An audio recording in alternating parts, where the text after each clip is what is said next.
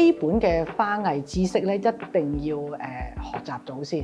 咁如果係咧，其實僱員再培訓局 ERB 咧，佢都有啲花藝課程咧，係俾一啲想入行嘅人喺個技術上邊去學咗先。咁呢個都係一個好好嘅途徑。首先去接觸咗花藝嘅行業裡面包括啲乜嘢，無論知識技能啊各樣。ERB 個課程咧都可以迎合到佢嘅需要。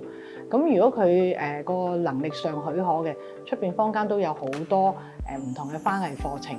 不過咧就希望佢由基礎讀起，因為你要打好個根基，你一路讀上去，無論你讀荷蘭花又好，德式花藝好，美式花藝，你都要由個基礎打起。個 foundation 個基礎好緊要，即係正如你起樓啫嘛。你有個樁柱做得好嘅時候，你上去讀到幾深嘅課程，你個樁柱打得好，你樣樣咧都會容易去即係學到咯。技術知識你一定可以做得到。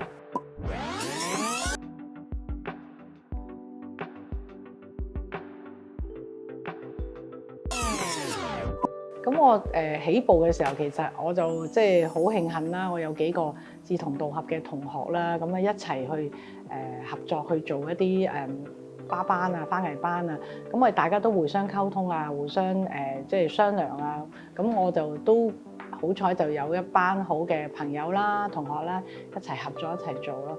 咁對於我嚟講係初初起步都係一個互相支持嘅，即係最好嘅方法咯。